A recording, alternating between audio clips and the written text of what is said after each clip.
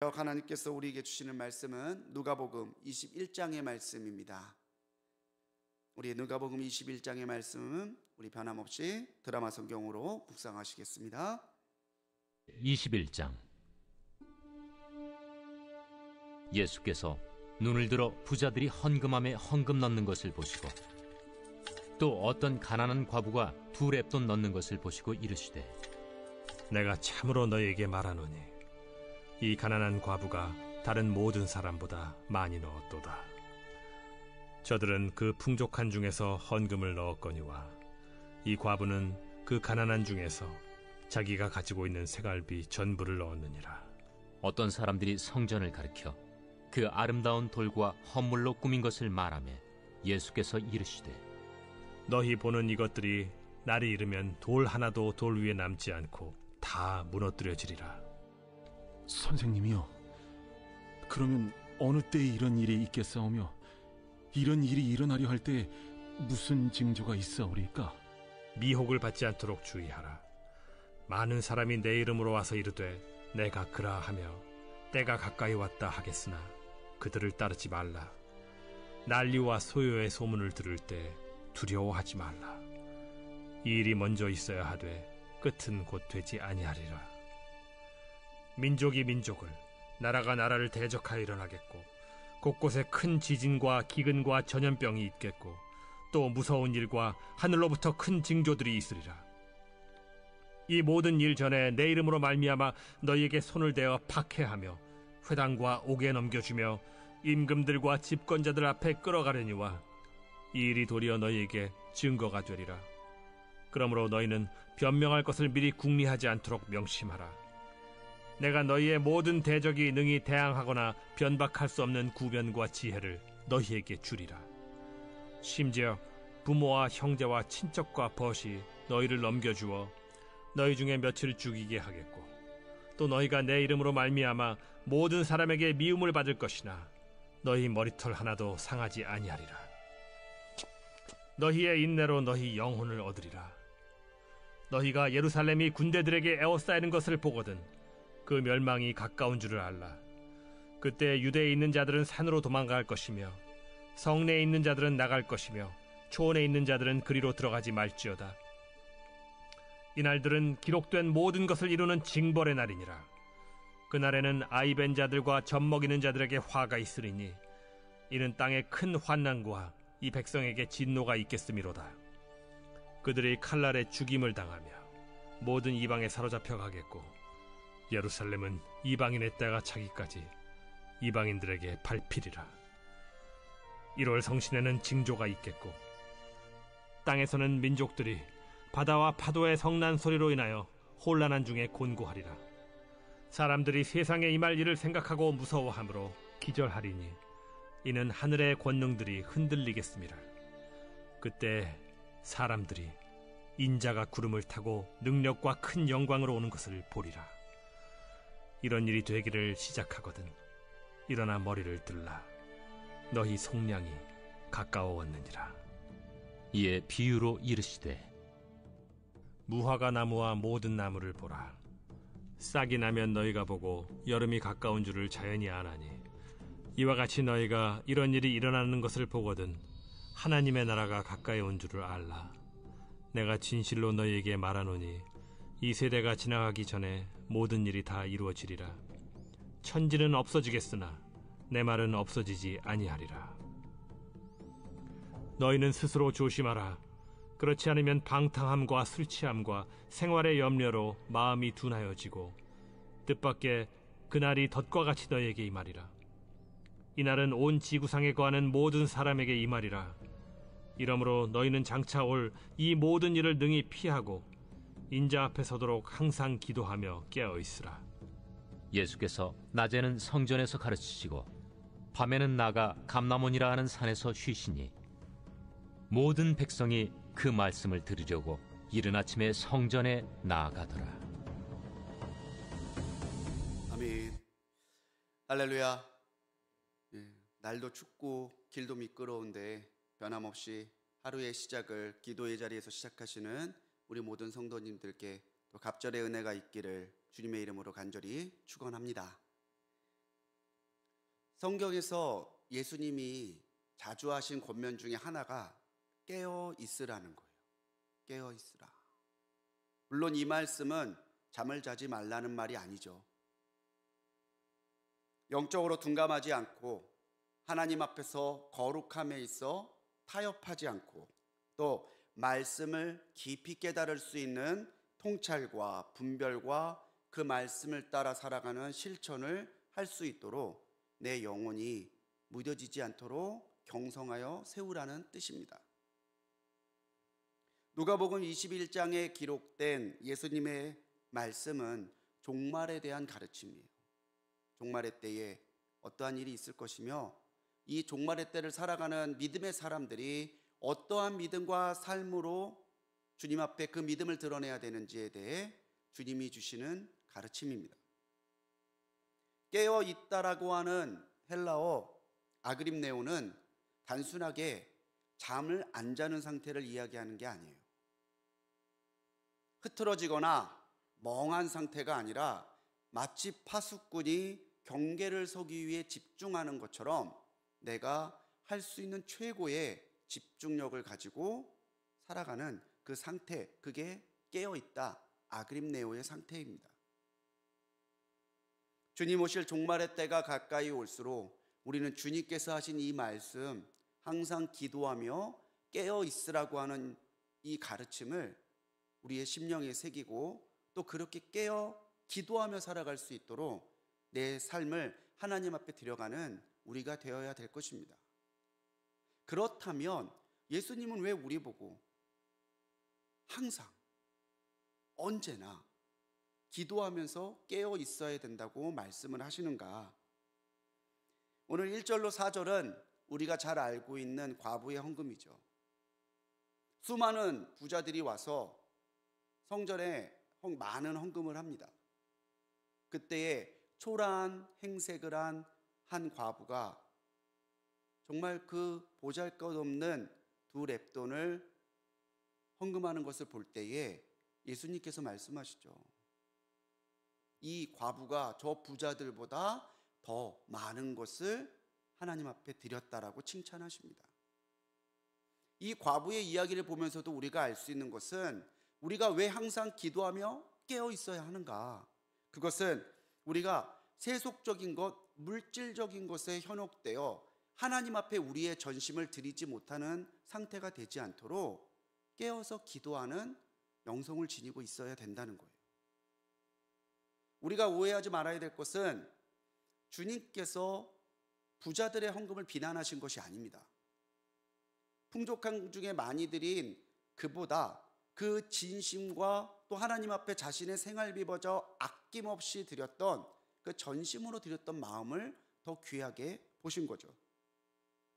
이 과부를 칭찬하시는 말씀에서도 우리가 알 수 있듯이 예수님의 관심은 세속적인 것, 물질적인 것에 있지 아니하고 하나님을 향하고 있는 우리의 마음이 어떠한지에 대해 그 관심을 가지고 있으십니다.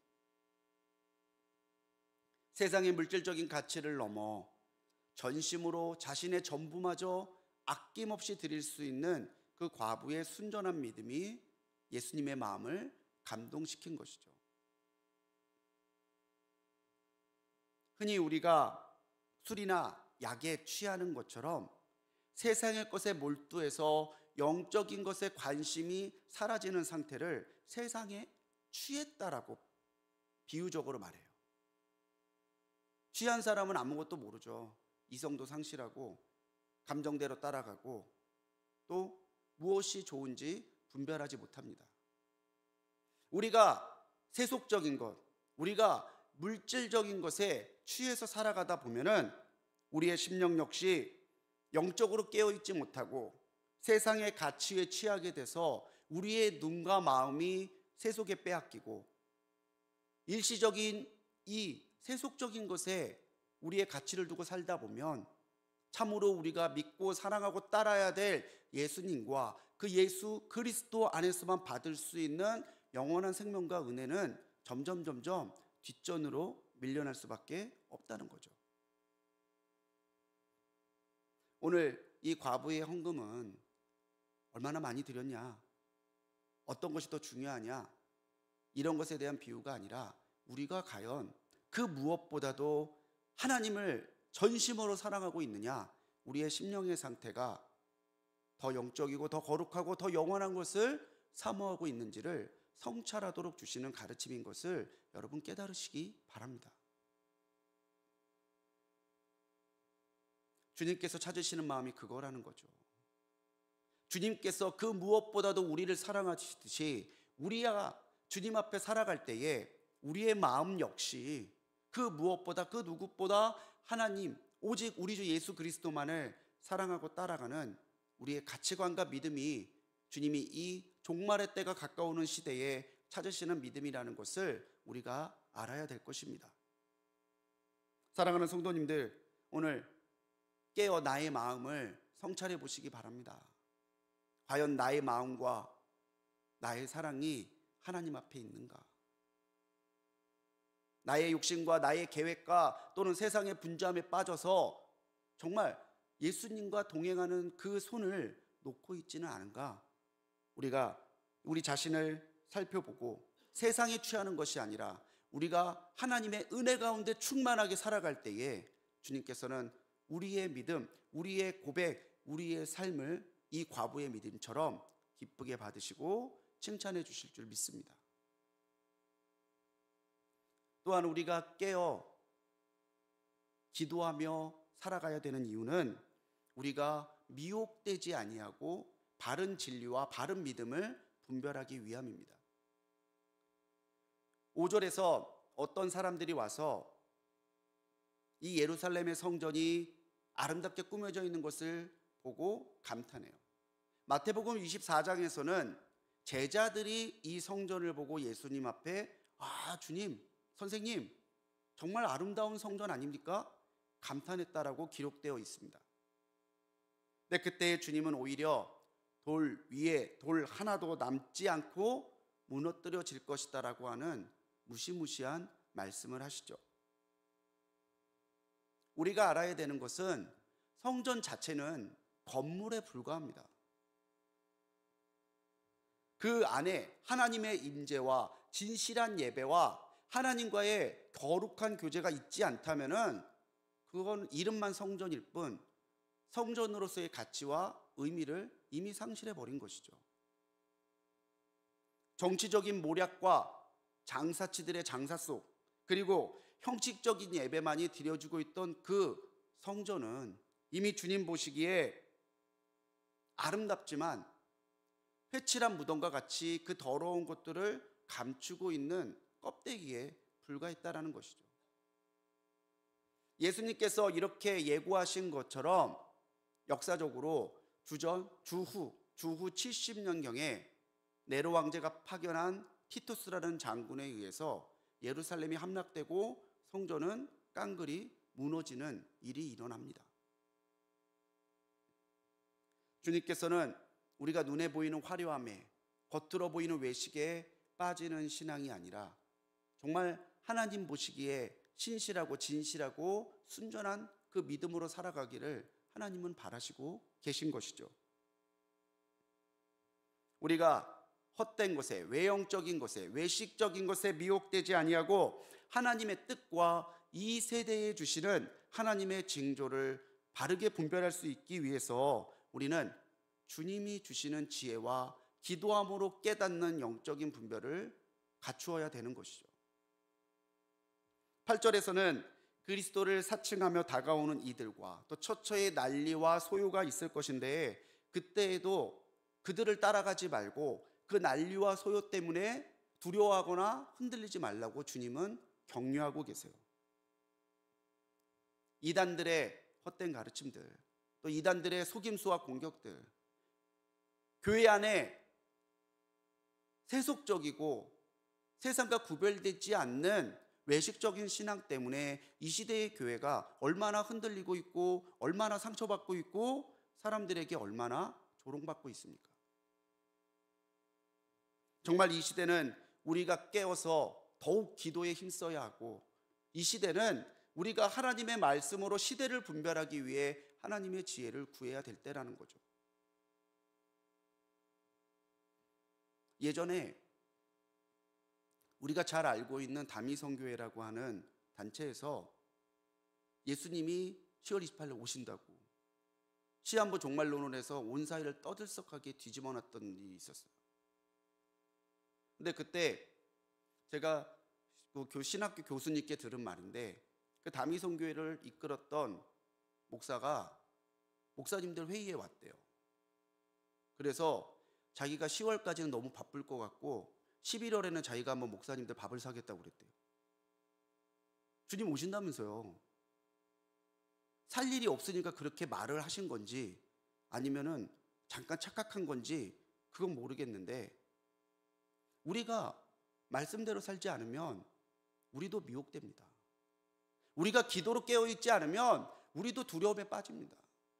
오늘 말씀 가운데 15절에서 예수님이 뭐라고 그러시냐면은, 너희가 이 미혹과 고난과 박해를 받을 때에 내가 뭘 해야 되지? 내가 어떻게 변명해야 되지? 그렇게 고민할 것도 없다고 그러세요. 성령께서 그들에게 반박할 수 있는 구변과 지혜를 주실 것이다라고 말합니다. 그러니까 이 말은 뭐예요? 우리가 우리의 능력으로, 우리의 힘으로, 우리의 이성으로 이것을 분별하고 헤쳐나가려 하는 것이 아니라 성령께서 주시는 구변과 지혜를 가지고 그 세대를 분별하고 그 시대에 맞서서 살아가야 된다는 것을 주님은 말씀해 주시는 거죠. 그래서 19절 말씀에서는 너희의 인내로 너희의 영혼을 얻으리라.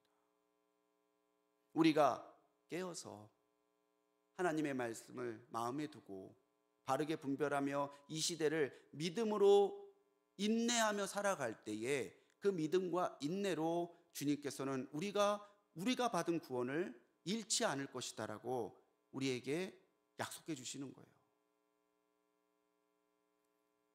사랑하는 우리 성도님들, 영적인 통찰은 인위적인 노력이나 어떠한 인간적인 방법으로 되지 않습니다.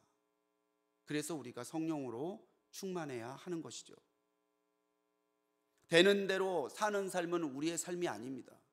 우리는 되는 대로 살아가는 사람들이 아니라 참된 의미와 가치 있는 삶을 살기 위해서 노력해야 되는데, 그것은 모든 것을 통달하시는 성령님의 인도를 받지 않고서는 어려운 일이에요. 그래서 오늘 이 새벽에도 여러분 기도하시기 바랍니다. 주님, 나로 영적으로 잠들지 않게 하옵소서. 나로 하여금 시대의 징조를 분별하고 이단들의 잘못된 미혹, 세속적인 공격들과 유혹을 분별하고 이길 수 있는 구변과 지혜를 달라고, 우리가 그렇게 영적으로 무장하지 않으면 우리 오늘을 살아갈 때에도 우리는 순간마다 속을 수 있고 순간마다 세상의 마음을 뺏길 수 있고 여러 가지로 보여지는 난리와 소요 속에서 평안을 잃어버리고 두려워할 수 있다는 거예요. 주님께서 말씀하신 그 믿음과 그 분별을 가지고 깨어 기도하며 이단과 세속적인 믿음을 경계하고 미혹됨 없이 바르게 살아갈 수 있는 우리가 되기를 오늘 이 새벽에 기도하시기 바랍니다. 주님께서 우리에게 항상 기도하며 깨어 있으라고 하신 이유는 뭐냐면, 시험에도 담대하게 이겨낼 수 있도록 우리가 무장하기 위함이에요. 우리의 하루는 늘 꽃길만 있지는 않습니다. 예기치 못했던 일들도 일어나고요. 하나님 앞에 나는 절대 흔들림이 없을 거야 라고 자신했던 내 신앙이 너무나 연약해 보일 정도로 흔들리고 두려워하고 어려운 일이 일어날 수 있어요. 미혹에 이어서 예수님이 경고하신 것이 바로 이 박해와 고난이죠. 정확히 이야기하자면 예수 믿는 믿음 때문에 내가 견뎌내야 되고 내가 감당해야 될 어려움과 고난이, 세상의 조롱과 위험이 우리를 기다리고 있다는 거예요. 11절에서는 자연재해와 전쟁을 말하죠. 아직도 이 지구상에는 전쟁은 끊이지 않고 있습니다. 자연재해는요, 말할 것도 없죠. 민족이 서로 싸우는 전쟁과 천재지변이 자연적인 징조로 나타나면서 우리로 하여금 우리 하나님이 주신 평안을 지키지 못하도록 우리를 흔들어요. 그리고 예수님은 이어서 세상의 임금들과 집권자들이 교회를 핍박하고 성도를 박해할 것이다라고 예고하십니다. 참 두렵고 일어나지 않았으면 하는 이야기지만 예수님은 13절에서 오히려 이런 징조와 박해가 깨어 기도하는 이들에게는 종말은 확실히 다가오고 있고, 우리 예수님은 말씀하신 대로 이 땅에 완성자로 다시 오시는 그날이 있을 것이다라는 것에 증거가 될 거라고 말해요. 그러니까 사랑하는 성도님들, 내가 잘못함으로, 내가 소홀히 여김으로 겪게 되는 어려움이 아니라 예수님 믿는다는 그 믿음 때문에 내가 어려움과 유혹과 박해를 겪고 있다면은 여러분, 그것 때문에 두려워하거나 그것 때문에 흔들리지 마시고 그것을 오히려 내 믿음의 증거로 삼으시기 바랍니다. 내가 정말 귀한 예수의 이름을 가지고 있구나, 정말 내게 주님께서 주신 영생과 은혜가 내가 있구나, 그러니까 저 사단이, 그러니까 이 세상이, 그러니까 세상의 집권자들과 임금들이 이 믿음을 잃어버리게 하려고 이렇게 나를 흔드는 거지. 고난과 박해마저 우리의 증거가 된다면 하나님이 우리에게 주신 그 많은 증거들과 은혜는 얼마나 큰 우리에게 은혜가 되겠어요. 우리가 영적으로 잠들어 있고 주님이 다시 오시는 날의 준비가 되어 있지 않는다면요, 우리는 그런 일들이 일어나고 그런 징조가 나타나도 깨닫지 못할 거예요. 그냥 어제 그렇게 살았듯이 오늘 살 거고, 오늘 그렇게 살았듯이 내일도 그렇게 살 거야 라고 무의미하게 이어가는 삶을 살겠죠. 우리가 알아야 되는 건요, 오늘의 하루는 다시 오실 주님을 예비하는 시간이라는 거예요. 지금 당장 주님이 오셔도 내가 기쁨으로 주님을 맞이할 수 있도록 내 삶과 내 신앙을 가꾸어가고 바로 세워가야 되는 것이 지금 이 시기에 우리가 해야 될 일이에요. 언제 주님이 오신대, 어떻게 주님이 오신대, 그게 종말론이 아니라 믿는 사람들의 종말은 언제 주님이 오셔도 부끄러워하지 아니하고 주님을 맞이할 수 있는 마라나타, 아멘 주 예수여 오시옵소서, 이 마라나타의 신앙으로 오늘을 준비해 가는 것이 참으로 바른 그리스도인들의 종말의 자세라는 거죠. 그때에 우리가 그렇게 깨어 무장하고 있다면 27절에 이른 대로 주님은 그 능력과 큰 구름으로 다시 오시는 것을 우리로 하여금 보게 하실 것이고, 그때 우리는 떠는 자들이 아니라 머리를 들어 우리의 속량과 완성이 이루어지는 그 하나님의 놀라운 역사를 보게 되는 복된 사람들이 될 것을 주님은 우리에게 약속해 주시고 있습니다. 33절에서 뭐라고 그러셨어요? 천지는 없어져도요, 주님의 말씀은 없어지지 않는데요. 반드시 이루어지는 거죠. 1.1획도 떨어지지 아니하고 주님이 말씀하신 그대로 이루어질 거예요. 주목해야 되는 것은 34절의 말씀입니다. 주님이 방탕함과 술 취함과 생활의 염려로 마음이 둔해지지 말라고 경고하고 계세요. 자, 방탕함과 술 취함은 우리가 생각하기에도 안 좋은 거예요. 죄죠. 그런데 주님이 이 방탕함과 술 취함을 생활의 염려와 동격으로 보시는 거예요. 방탕함과 술 취함만큼이나 우리가 생활의 염려에 빠져서 하나님이 주실 것을 믿음으로 바라보지 않는다면 방탕함이나 술 취함만큼이나 생활의 염려가 우리의 마음을 둔하게 만들고 예수님이 주시는 그 은혜를 믿지 못하게 만들고 종말의 때를 준비하지 못하게 만드는 어리석음에 빠질 수 있다는 거예요. 여러분 염려하지 마세요. 주님께서 다 책임져 주실 줄 믿습니다. 주님이 종말의 때까지 우리를 지키실 줄 믿습니다. 그렇게 우리가 분별하고 준비되지 않는다면 주님이 하신 비유대로 마치 사냥꾼이 놓은 덫이 동물들이나 사람들을 해하듯이 그 덫과 같이 마지막 때가 올 거예요. 주님이 오시는 날이 우리에게 기쁨이 되어야 되겠습니까? 아니면 주님이 다시 오시는 그날이 덫과 같은 무서움이 되어야 되겠습니까? 깨어 기도함으로 징조와 박해를 능히 이길 수 있는 담대함을 하나님께 허락받는 우리 성도님들이 되시기 바랍니다. 사랑하는 성도님들, 주님께서는 그러므로 라는 말로 이 말씀을 마무리하세요. 그러므로 이 그러므로가 참 중요하죠.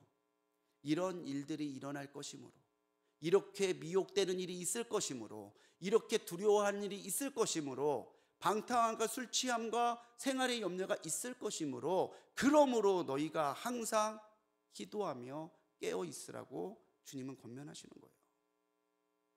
하루를 기도로 시작하시는 여러분들, 오늘 기도하는 이때에 주님이 능히 분별하고 능히 이겨내고 능히 마지막 때까지 주님의 오심을 준비할 수 있도록 우리와 동행하시고 우리에게 은혜와 능력을 더하시고 우리가 하나님 앞에 설 수 있도록 지켜주실 것을 믿음으로 바라보시기 바랍니다.